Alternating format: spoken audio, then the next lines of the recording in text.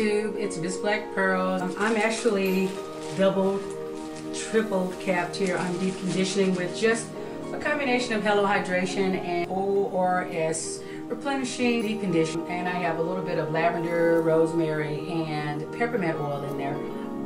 Take a look at the video. I'm just going to show you guys how my hair was real poofy because of one thing that I did, and so I did not end up with those smooth, shiny, manageable texture that you guys were used to in the other videos. Hope you guys enjoy.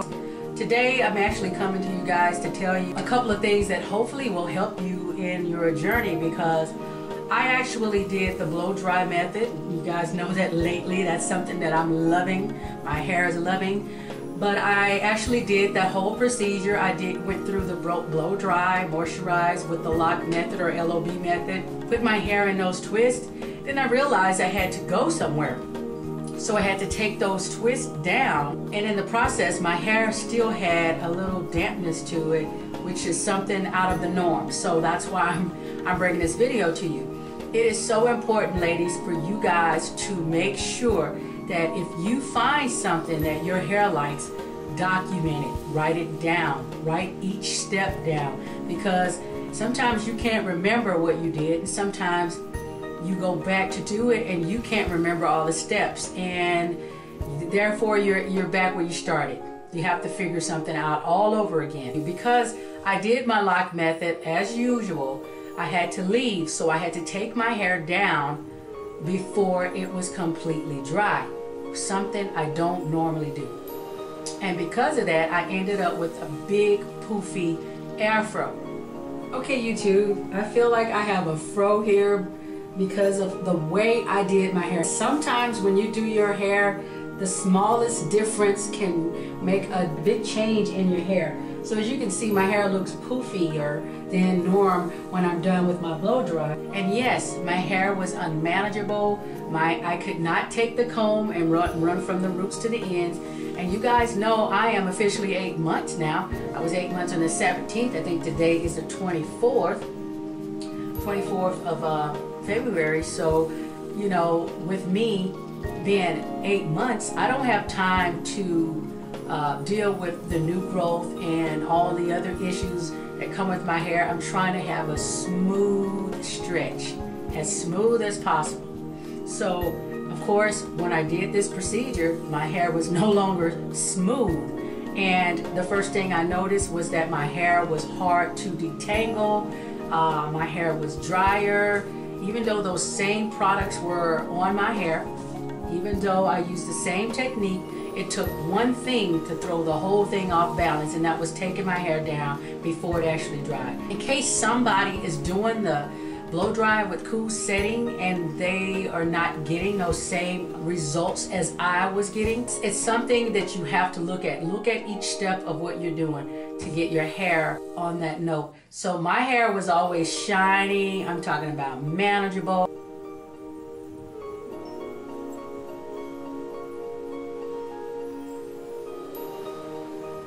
I put those videos out there for you guys because I was loving my hair, but because I did one thing different, my hair ended up being very hard to manage, very hard to detangle. Could not take the comb from the roots to the end. Even though I could feel the product on my hair, I still could not manage my hair.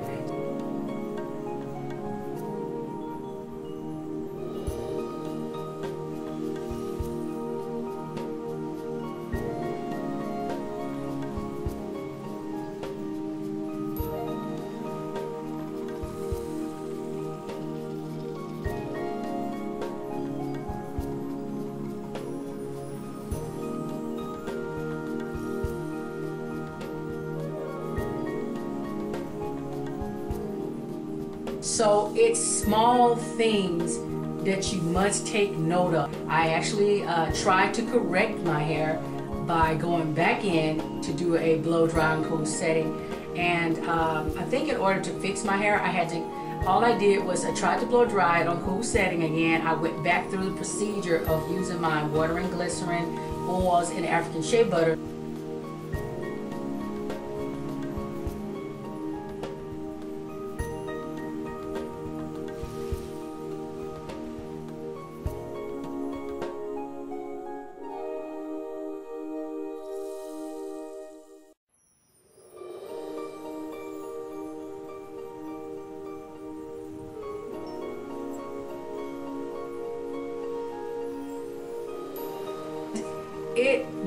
manageable, but it was not as manageable. It took about maybe 2 days for my hair to feel back where it was, because you know, on a daily basis I do the water and glycerin, oils, and my African shea butter. So because you offset one thing, you can throw your whole balance off of what your hair likes. It's all about finding what works for you. Thank God that I do videos, because I can always go back and look at what I did and repeat that if I forgot something. So it's very important for you to write those things down that you fell in love with. Here's another thing. Your hair's not going to respond the same way either if you have buildup on your hair. Your hair strand has to be free to take in moisture and oils, and your scalp has to be clean. So if you are trying to maintain manageability by using your favorite product, and you notice the second day, maybe third day, those products are not doing the same thing, then what you need to do is to go ahead and shampoo. Shampoo, free the hair of all the buildup, the product buildup, and start with what works. Yes, I did become frustrated a little bit with the fact that my hair was not flowy, wasn't shiny, but I also realized that, you know, if I wanted my hair in a more thicker, fuller version, I also realized that I could do that to my hair. But at 8 months, I don't have time to fill with my hair in that state, because I would have more breakage, guys, and I'm not trying to have that. I wanted to bring this video to you guys, and so for anybody out there who's having issues with, first of all, just finding products, finding what works for your hair. I've been through every stage you can think of trying to find things, and here's something that you're not going to believe. I'm not even finished, because my hair is going through a stretch right now where I'm dealing with new growth and texturized hair. I am using what works for those two textures. After I texlax my hair in June, I think it's going to be June, then I'm going to have to deal with a whole different setup of how I manage my hair. You may not believe that, but that's something I've noticed after every stretch. What worked for me doing the stretch doesn't work for me doing my freshly texlaxed hair. I have to go back to my regular routine of a leave-in, a moisturizing leave-in. Yes, I'm still going to do the lock method, but you'll see me using more of the cream-based leave-ins or more of my protein treatments, sprays, instead of the water and glycerin. I may still do that, but it changes up. So I have to learn to listen to my hair, and that's something I'm trying to advise you guys. Learn to listen to your hair. What is it telling you? You're going to make mistakes in your hair journey. If you're not ready to make mistakes, then don't start, because it's the truth. You're going to make a lot of errors, meaning you're going to break your hair. You're going to comb your hair incorrectly. You're going to try products that are not going to be the best for your hair. But you have to wean through those things to find out what works. You have to. That's the only way to learn what actually works for your hair, and that's why it's called a journey, guys. It's called a journey because you're going to have the ups, you're going to have the downs, you're going to have the in-betweens, but thank God for YouTube. There's so many women out here who are giving the information. You can tweak what you learn from people, you know, to fit your needs. Make sure that you go out and get you a moisturizing shampoo. Make sure that you go out and get you a protein conditioner. It's just about weaning through products. I'm not telling you that you need to go out here and spend a lot of money on products in order to have your hair grow, because no, you can definitely go and get dollar store products like your VO5 conditioners and deep condition your hair with that. You know, I used to do it. Well, MzBlackPearlz, why don't you do it anymore? I don't know, because as you go through your journey, you're just filtering through products. You're trying to figure out what works for your hair.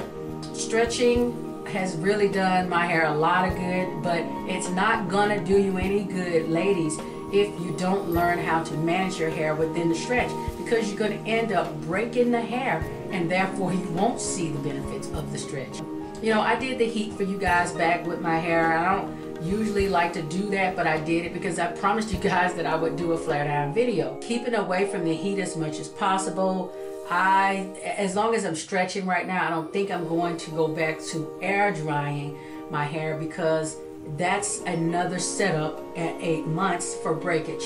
Air drying worked for me. I'm not knocking it. So for anybody who that works for, continue to do that. But now that I've found something else that works a whole lot better and that will cause me to have more manageable hair at 8 months, I've decided to blow dry on the cool setting and then moisturize and seal my hair using the lock method or LOB method. So that's what I've learned through my little experiences. Our hair is so versatile, it's crazy. So you could have the bone straight hair, you could have the fro,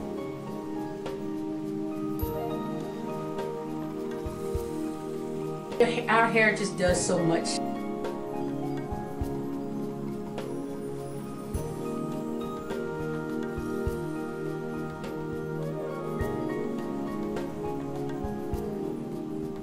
And I love our hair, but I wish that majority or all of our women, all women of color, could learn to embrace their hair.